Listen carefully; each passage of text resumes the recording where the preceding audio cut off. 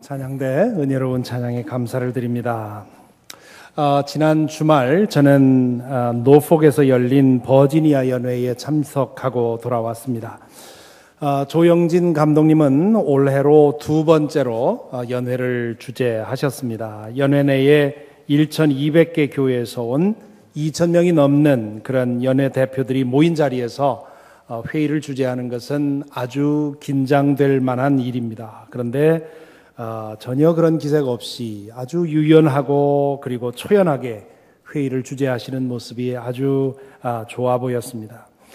시간이 지날수록 연회 안에 있는 목회자들과 평신도들 사이에 조 감독님에 대한 영적 리더십과 존경심이 점점 커지고 있는 것을 목격하며 크게 감사를 드렸습니다. 이제 남은 2년의 임기 동안에 연회 내에서 거룩한 영향력을 발휘하게 되기를 기도하게 되고요. 여러분들께서도 계속 그렇게 기도해 주시고요. 그리고 내년 내후년 두 번의 그 연회가 남았는데 그때 같이 가셔서 그 연회 주재하시는 모습을 함께 볼 수 있으면 좋겠습니다. 목회 칼럼을 통해서 지난주에 말씀을 드렸습니다마는 이번 연회에서 동성애 문제로 인해서 좀 시끄러울 것으로 예상을 했었습니다. 연합감리교회의 장정, The Book of Discipline이라고 하는 우리 헌법 같은 그런 책 안에 동성애 행위는 성경의 가르침과 일치되지 않는다. The practice of homosexuality is incompatible with Christian teaching이라고 하는 문장이 있습니다. 그 문장을 삭제하자는 동의안이 올라왔기 때문입니다. 이 동의안은 교단에서 정한 기준만 맞추면 연회 안에 있는 목회자든 평신도든 이 동의안을 올릴 수가 있습니다. 이번 연회에서 이 동의안에 대해서 잠시 토론하기는 했습니다마는 무기한 결정을 연기하기로 했습니다. 연회에 대한 자세한 보고는 나중에 평신도 연회 대표가 하게 될 것입니다. 이미 알려드린 것처럼 우리 교회의 유스 패스터로 섬기는 허건 전사님이 이번 연회에서 커미셔닝 안수를 받으셨습니다. 이 커미셔닝 안수는 목사로서의 모든 권한을 위임해 주어서 교회를 섬기게 하는 그런 안수입니다. 이 안수를 받은 후에 2년 동안 모든 절차를 통과하면 정회원 안수를 받게 되지요. 한인교회에서는 이 커미셔닝 안수를 받으면 그때로부터 목사라고 부릅니다. 그러므로 허건 목사님을 오늘부터 목사라고 불러주시기 바랍니다. 제가 허건 목사님에게 부탁을 했습니다. 전도사라고 부르는 사람한테 10불씩 거두라고 했습니다. 부디 많이 좀 실수해 주셨으면 좋겠습니다. 허 목사님이 안수받기 위해 단상에 올라갔을 때 저도 그 자리에 있었습니다. 감독님께서 안수하실 때 저도 그의 등에 손을 얹고 주님의 영이 허 목사님을 온전하게 붙드셔서 신실한 목회자로 자라게 해달라고 기도드렸습니다. 안수하는 이에게나 안수받는 이에게나 아주 엄숙하고 의미 깊은 순간입니다. 이 안수받는 자리에 또 한 사람, 초청받는 사람이 있습니다. 안수받는 사람의 부모님이나 배우자 중 한 사람이 초청을 받습니다. 그래서 감독님과 보좌 목사와 함께 그 안수받는 사람에게 손을 얹고 기도하게 되지요. 아버지가 아들에게, 어머니가 딸에게, 아내가 남편에게 혹은 남편이 아내에게 손을 얹고 기도합니다.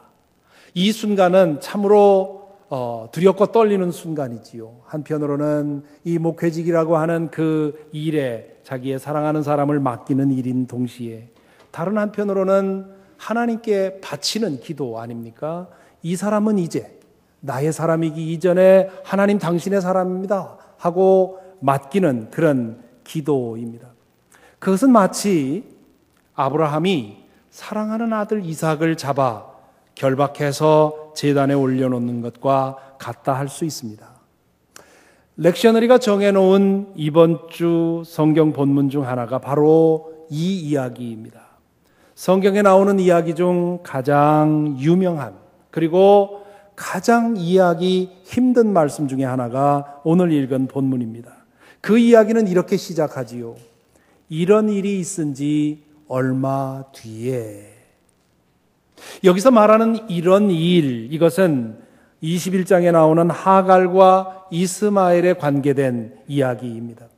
이 이야기에 대해서는 지난주 이창환 목사님의 설교를 통해서 여러분 들으신 것으로 압니다.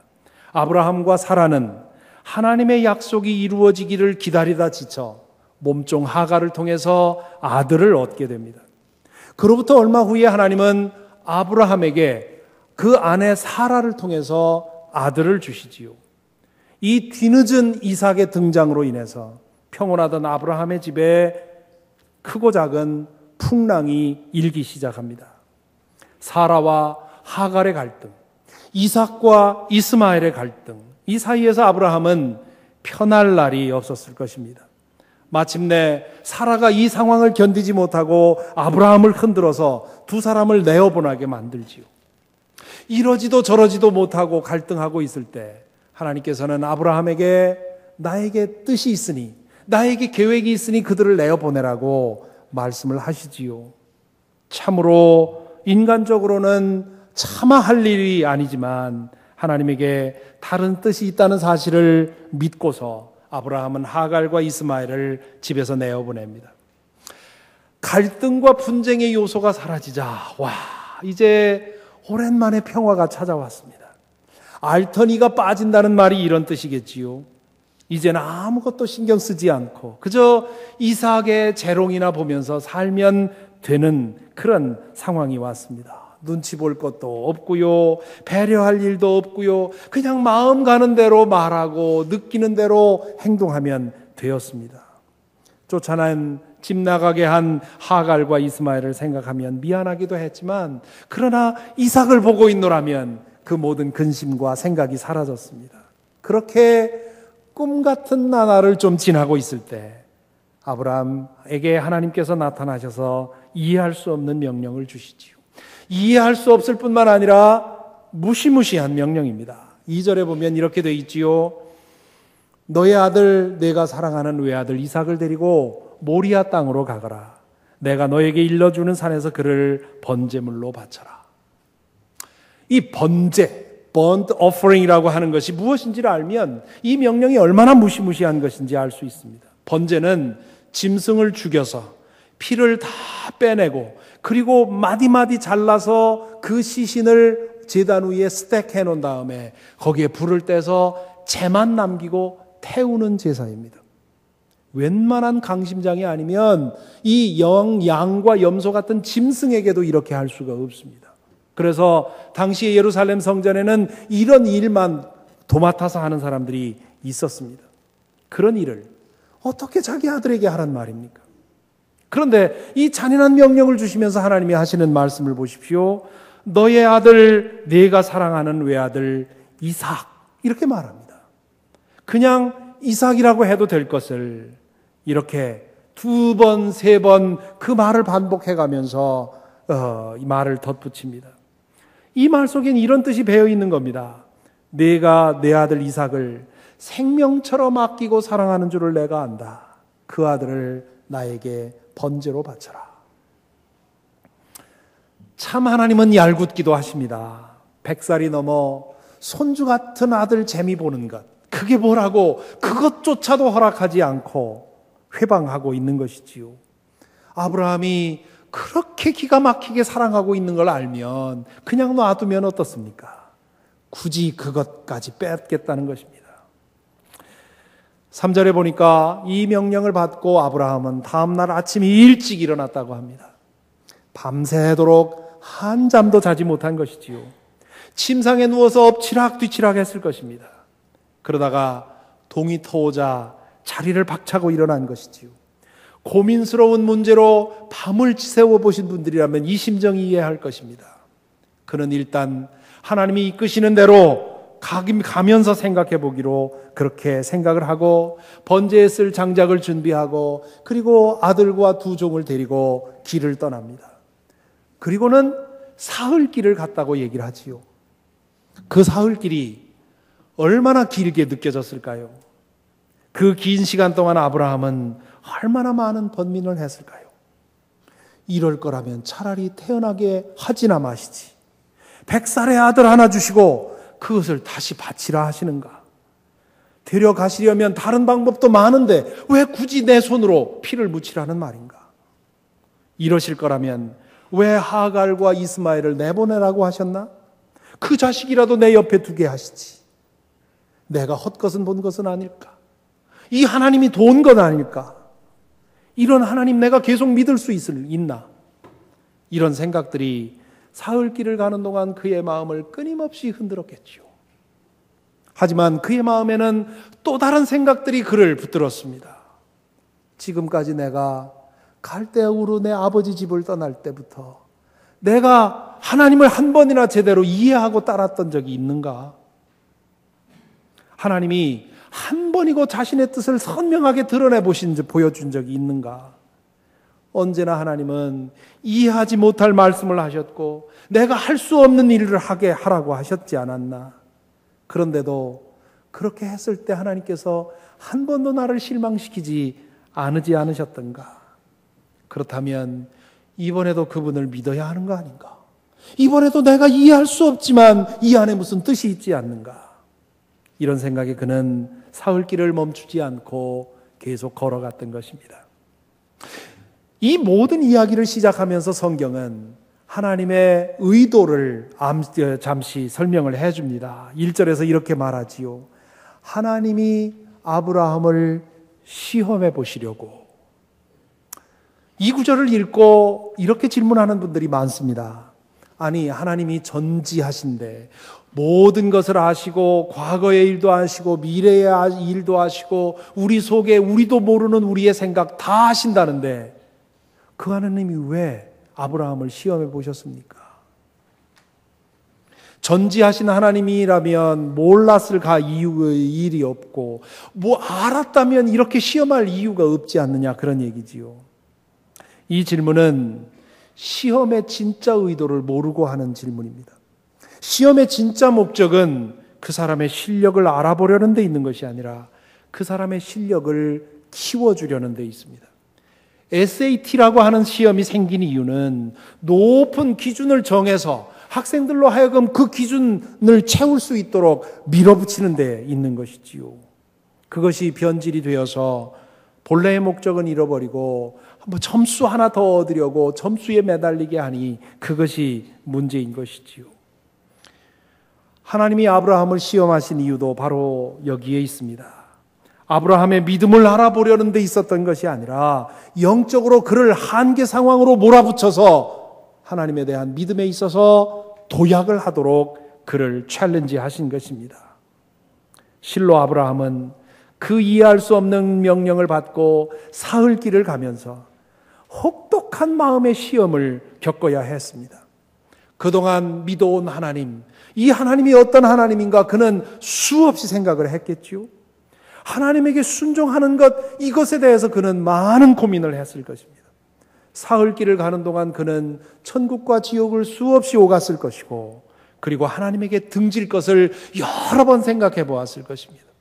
그 많은 의문과 회의와 갈등과 번민을 거쳐서 마침내 그는 하나님에게 순종하기로 선택함으로써 아브라함은 그의 영적 여정에서 놀라운 도약을 하게 되는 것입니다. 이렇게 말하면 12절에 대해서 질문하실 분이 계실 것입니다. 아브라함이 이삭의 칼에 목을 대려고 할 때 주의 천사가 그의 행동을 만류하면서 이렇게 말씀하시지요. 네가 너의 아들, 너의 외아들까지 나에게 아끼지 아니하니 네가 하나님 두려워하는 줄을 내가 이제 알았다. 이 이제 알았다 하는 말을 뒤집으면 그전엔 몰랐다는 뜻처럼 보이기 때문에 그렇습니다. 하지만 이것은 말귀를 못 알아들은 거지요. 만일에 여러분의 배우자, 여러분의 아내나 혹은 여러분의 남편이 여러분에게 아주 감동적인 그런 일을 해줬다고 합시다. 거기에 너무 감동받은 배우자가 당신이 나를 이렇게나 사랑하는 줄을 내가 전엔 몰랐어? 이렇게 얘기를 했다면 그 얘기를 듣고 그 배우자가 아니 전엔 정말 몰랐단 말이야? 하고 대든다면 여러분 그 상황에 대해서 어떻게 생각하겠습니까? 이 사람이 왜 이렇게 말귀를 못 알아듣나 그렇게 생각을 하겠지요. 우리가 누구에게 야, 너희가 이러이러한 줄 내가 이제야 알겠다 이렇게 말할 경우 그 말은 전에는 몰랐다는 말이 아니라 지금 그 사실을 다시 확인하니 내가 너무나 기쁘다 그런 뜻입니다. 그러니까 지금 이 12절의 말씀은 하나님이 그전엔 몰랐다는 말이 아니라 결국 감당할 수 없는 것까지 감당하도록 선택한 그 아브라함을 보고 그의 믿음을 칭찬하고 있는 것이지요. 아브라함은 이 시험을 통해서 그 어떤 경우에도 하나님을 신뢰하고 그분에게 자신의 모든 것을 드리는 믿음으로 도약했습니다. 어찌 보면 이 시험이 있기 전에 아브라함은 영적인 위기의 직면에 있었던 것이라고 볼 수 있습니다. 그는 나머지 여생을 손주 같은 아들 재미 보는 것, 그것으로 나머지 여생을 보내리라고 생각했는지 모릅니다. 하나님이 아브라함을 고향 친척 아비집으로부터 꺼내어서 그를 약속의 백성, 그 약속의 백성 선민의 조상으로 삼으려 할 때 하나님은 아브라함이 말년에 손주 같은 아들 재미 보는 것에 만족하고 살기를 원치 않으셨습니다. 그런데 아브라함이 그 상태에 머무르려고 하자 아브라함을 그토록 사랑하신 하나님께서 아브라함을 한계 상황으로 밀어붙이면서 선택하도록 요청을 한 것이지요. 아브라함의 일생의 이야기를 읽어보면 때로 그는 실패도 했고요. 영적으로 무감각해지기도 했습니다. 때로는 하나님을 전적으로 신뢰하지 못해서 자기 아내를 누이라고 속이는 부끄러운 일도 2번씩이나 행하지요. 그런 여러 가지로 부족함을 많이 겪은 사람인데요. 그런 영적 여정을 걸어오면서 지금 오늘 22장에 이를 때 그에게는 아주 중요한 신앙의 태도가 몸에 배어 있었습니다. 하나님이 원하시면, 하나님이 부르시면 즉시로 응답하고, 하나님이 원하시면 무엇이든지 드리고, 하나님이 가라시면 어디든 가려는 그런 마음이 그에게 있었습니다. 그래서 한동안 침묵하시는 하나님께서 아브라함아 하고 부르자 아브라함이 예, 여기 있습니다 라고 대답을 하지요. 이 1절에 나오는 아브라함의 대답, 예, 여기 있습니다 하는 대답은 히브리 말로 히네니라는 것입니다. 히네니라고 하는 히브리 말을 정확히 번역하면 예, 제가 여기 있습니다 라는 뜻입니다. 구약 성경에서 이 문장은 하나님이 부르실 때 응답하는 말로 쓰였습니다. 단순히 예 하고 대답하는 말이 아니라 예, 제가 모든 일을 어떤 일이든 할 준비가 되어 있습니다. 무슨 일이든지 말씀만 하십시오. 제가 하겠습니다. 이런 뜻을 가진 것이 히네니, here I am, 제가 여기 있습니다 라는 그런 고백입니다. 이것이 아브라함의 습관이었습니다. 하나님이 부르신다면 언제든 응답하겠다는, 하나님이 원하시면 무엇이든 드리겠다는, 하나님이 하라시면 무엇이든 하겠다는, 하나님이 가라시면 어디든 가겠다는 그의 마음 자세가 히네니라는 이 말에 표현되어 있는 것입니다. 그렇게 대답한 아브라함에게 하나님은 그가 드리기 가장 어려웠던 마지막 것을 드리라고 요청을 한 것이지요. 그는 이 요청 앞에서 사흘 동안 번민의 밤을 지내다가 결국 그것을 하나님께 바치기로 결심을 한 것이지요. 히네니, 제가 여기 있습니다. 주님 마음대로 하십시오. Here I am. Do to me whatever you want. 이것이 믿음의 사람이 이르러야 할 최종적인 고백입니다. 하나님을 그동안 겪고 알아보았기에 이제는 그분의 뜻을 물으려 하지 않고 그분의 뜻이라고 믿어지면 의지하고 순종하고 따라간다는 것이지요. 때로는 하나님이 이끄시는 방향이 마음에 들지 않고, 때로는 그분이 요구하시는 것이 지나치다 싶고, 또 때로는 그분의 처사를 이해할 수 없다 해도 그분을 신뢰하고 의지하고 순종하는 것이 믿음입니다. 그런 믿음이 있을 때 우리는 하나님께 히네니라고 대답할 수 있습니다. 그렇게 순종할 때 하나님은 우리 안에서 거룩한 뜻을 이루십니다. 사랑하는 성도 여러분, 여러분은 어떻습니까? 여러분은 하나님께 무엇을 기도하고 있습니까? 지금 하나님 앞에서 여러분은 어떤 고백을 하고 있습니까? 여러분 자신의 모든 것을 열어놓고 하나님, 제가 여기 있습니다. 주님 원하시는 대로 내 시간, 내 물질, 내 생명, 내 가족, 당신 원하시는 대로 쓰십시오. 이렇게 고백하고 있습니까? 아니면 하나님을 믿고 의지한다고 하면서도 하나님의 음성 비슷한 것을 들을 때마다 우리는 이렇게 말하고 있는 것은 아닌가요? 하나님, 다른 것은 다 되어도 이것만은 안 돼요. 하나님, 이곳만은 떠나지 않게 해주세요. 하나님, 다른 것은 싫어요. 이것만 주세요. 하나님, 제가 이해할 수 있게 해주세요. 도무지 이해할 수 없으니 하나님 뜻을 따라가고 믿을 수가 없어요. 물론 믿음의 초기 단계에서는 그래도 됩니다. 그럴 수 있습니다. 하지만 언제나 그 자리에 머물러 있어서는 안 됩니다. 믿음이 자란다는 말은 나 중심으로부터 하나님 중심으로 변화되는 것을 말합니다. 내 인생 전체를 하나님께 드리며 히네니 하는 데까지 나아가는 것이지요. 나의 시간과 물질을 두고 히네니라고 말하는 데까지 나가는 것입니다. 심지어 내 자식을 두고 하나님이 요구하신다면 히네니라고 말하는 것입니다. 나의 모든 것이 하나님의 손에 들려 그분의 뜻을 위해 사용하도록 내어드리는 데까지 나아가는 것이지요. 오늘 우리는 북한 선교주의를 지키고 있습니다.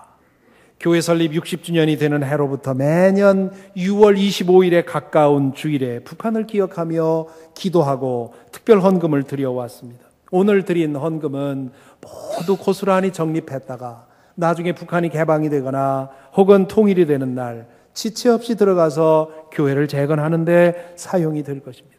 여러분, 매년 이때 드리는 헌금을 기억하시기 바랍니다. 이것은 미래에 재건될 예배당에 벽돌을 쌓는 일입니다. 하나님께서 우리 모두에게 다만 벽돌 몇 장이라도 매년 쌓아가기를 기대하시는 줄 믿습니다. 이것도 역시 하나님께 우리 자신을 내어드리며 주님, 내가 여기 있습니다. 나를 쓰십시오라고 하는 몸짓이 아닐 수가 없습니다. 얼마 전에 어떤 분을 만나서 아주 마음 깊은 감동을 받았습니다. 그분은 뉴저지에서 열심히 일하고 넉넉한 은퇴 자금을 만들어서 여유로운 노후를 즐기시는 분입니다. 현역으로 일하는 중에도 교회 일과 선교하는 일에 아낌없이 물질을 들이며 사신 분입니다. 자녀들도 주류 사회에서 상당한 성공을 이루었습니다. 그 부부는 이제 뉴저지에서 이곳으로 내려와서 아들이 마련한 베케이션 홈에서 풍족하고 한가로운 생활을 하고 계셨습니다. 이제 60대 후반에 접어든 그 부부는 오는 9월에 7년을 목적으로 우간다로 떠난다고 했습니다.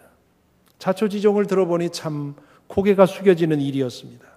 평생을 살면서 수입의 11조를 철칙으로 알고 그 이상을 드리며 살아왔는데 이제는 인생의 11조를 마지막으로 헌신하고 싶다는 것입니다. 아직도 건강하고 물질적으로도 여유 있는데 그 시간을 놀고 즐기는 것만으로 보낼 수가 없다는, 그렇게 하는 것이 너무 죄스럽다는, 그래서 자신의 은퇴 자금으로 누구의 도움도 받지 않고 그저 자기가 준비한 것을 가지고 우간다에서 헌신하는 자기가 아는 선교사님을 돕기 위해서 간다는 것입니다. 하나님께서 건강을 주시면 70년의 10분의 1, 7년을 헌신하고 싶지만 그건 하나님이 하실 일이고 나에게 건강이 있는 한 그렇게 맥시멈 7년을 하고 왔으면 좋겠다. 그렇게 말씀을 하십니다. 오늘의 말씀을 준비하는데 그분의 말씀이 떠올랐습니다. 아브라함처럼 하나님께서 부르실 때 히네니 응답하고 자신의 물질과 시간과 생명을 하나님의 처분대로 쓰도록 맡긴 것입니다. 이렇게 하나님의 부름에 대해 히네니라고 응답하는 사람들이 있기 때문에 생명의 복음이 세상 끝까지 퍼져 나가는 것이지요. 지구상에서 복음이 가장 들어가기 어려운 나라라고 하는 북한 땅에도 자기의 생명까지 하나님께 맡겨놓고 언제 불러가셔도 상관없습니다. 맡겨놓고 그리고는 주님의 복음을 위해 일하는 사람들이 많이 있습니다. 우리 교회 박중현 장로님도 나이 80을 보는 나이에도 희내니라고 응답하시고는 내성결핵을 치료하기 위해서 기회가 될 때마다 북한을 방문하고 계시지요.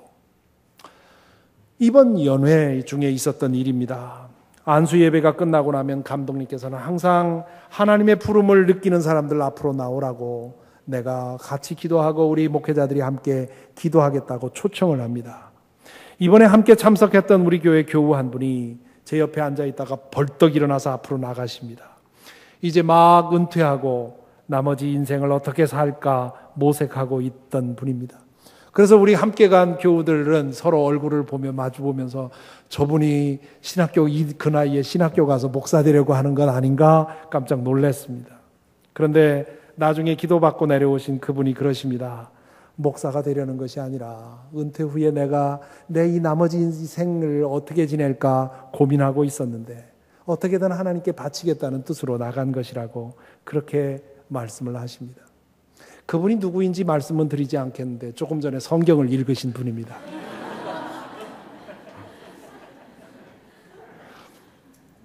그분도 역시 희내니 하고 당신의 삶을 주님께 내어놓는 것이지요.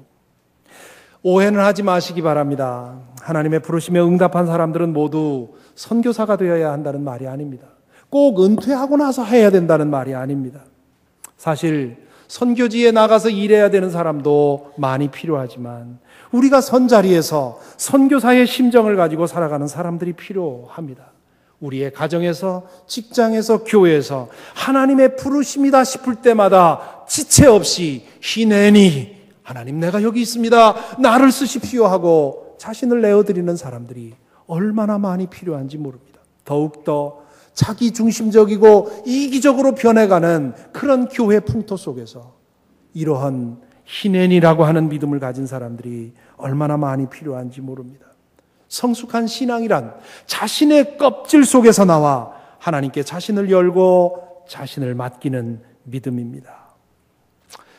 연합감리교회의 찬송가 중에 제가 아주 좋아하는 찬송이 있습니다. 연합감리교회의 주제가라고 할 정도로 연합감리교회 교인들이 모인 자리에서 자주 불려지는 찬송입니다. 불행히 우리말 찬송가에는 없는데요. 그 가사가 이렇습니다. 제가 좀 우리말로 번역해서 읽어드립니다. 1절 바다와 하늘의 주인 나 내 백성이 우는 소리를 들었다. 어둠과 죄에 갇혀 사는 모든 이들을 나의 손이 구원할 것이다. 밤 하늘의 별을 창조한 나 내가 그들의 어둠을 밝혀주겠다. 나의 빛을 그들에게 가져갈 사람이 누구냐? 내가 누구를 보내랴? 주님, 제가 여기 있습니다.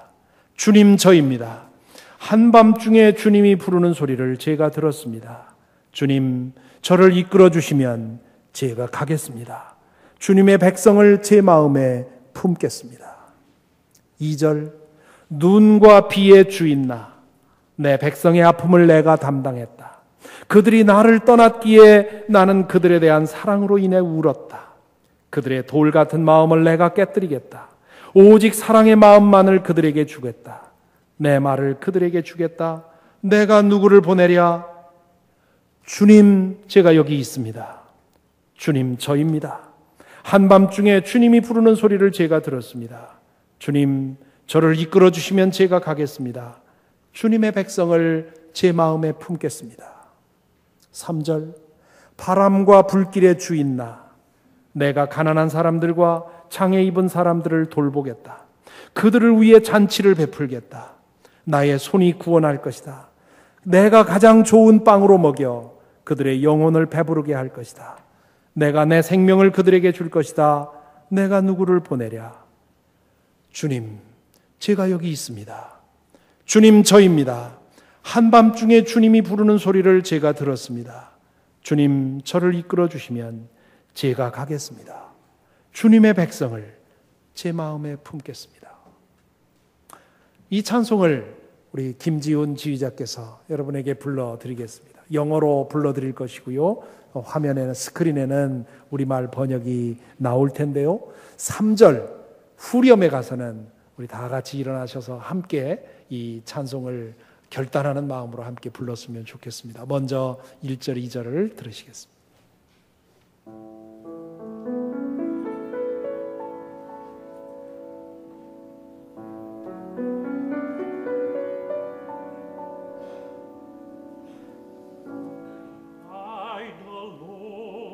Of sea and sky, I have heard my people cry, all who dwell in dark and sin, my hand will save.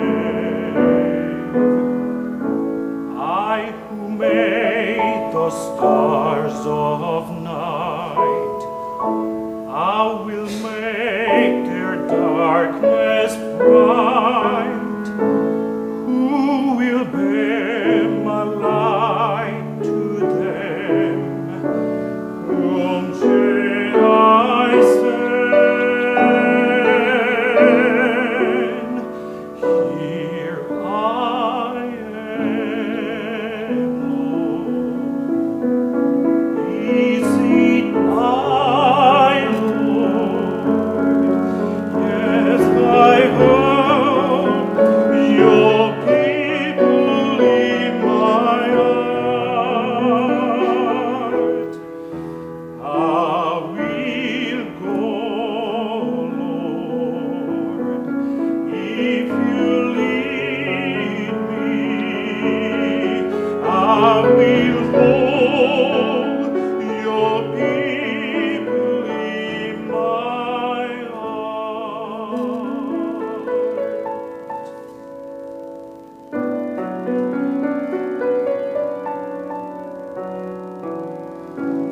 I, the Lord of snow and rain, I have borne my people's pain. I have wept for love of them. They turned away. I will break their hearts of stone, give them hearts for love alone. I will speak my word to them. Whom shall I send? Here I am, Lord. Is it I, Lord? I have heard your calling in the night. I will go, Lord, if you lead me. I will hold your people in my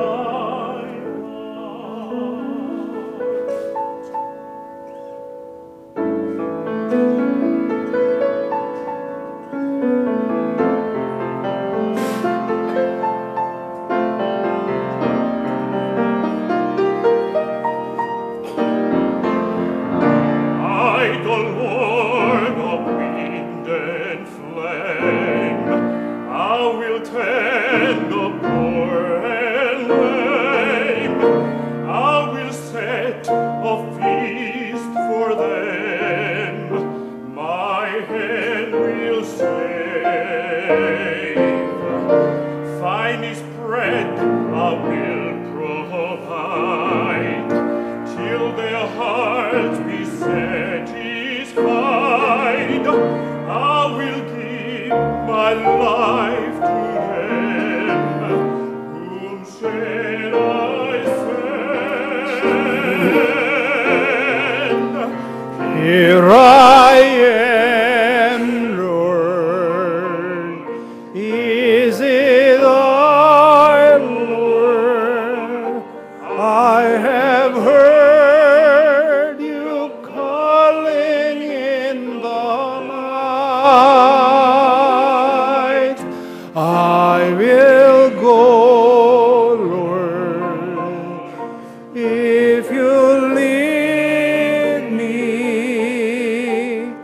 I will hold your people in my heart.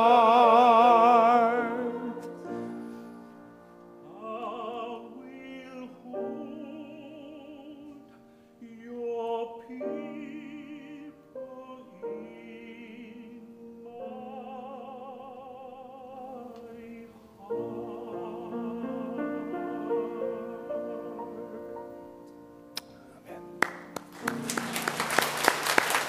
자리에 앉으시기 바랍니다.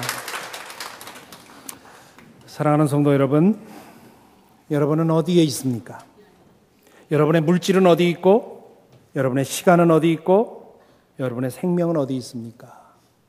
혹시나 아무도 손 못 대도록 자신만의 방 안에 꼭꼭 숨겨놓고 자신만을 위해 살아가고 있는 것은 아닙니까?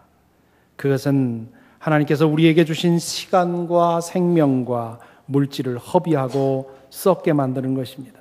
그 모든 것을 하나님께 열어놓고 주님, 제가 여기 있습니다. 주님 마음대로 사용하십시오. 주님 하라는 대로 하겠습니다. 나를 인도하옵소서. 그렇게 내어놓을 때 주님께서 우리의 생명과 물질과 시간을 통해 거룩하고 영원하신 뜻을 이루실 줄 믿습니다. 히내니, 주여 제가 여기 있습니다. Here I am, Lord. 부디 저와 여러분 모두가 이 고백에 이르게 되기를, 그리고 주님 손에 쓰임받아 주님의 뜻을 이루는 인생이 되기를, 그리고 마침내 주님께서 부르실 때 우리의 마지막 숨을 넘길 때 Here I am, Lord. Take me home. 그렇게 기도하는 저와 여러분이 되기를 간절히 기원합니다. 기도하겠습니다. 주님, 제가 여기 있습니다. 저의 생명이, 저의 물질이, 저의 가족이, 저의 직업이, 저의 시간이 여기 주님 앞에 있습니다. 주님 뜻대로 사용하여 주옵소서. 주님의 뜻을 이루어 주옵소서. 예수 그리스도 이름으로 기도하옵나이다. 아멘.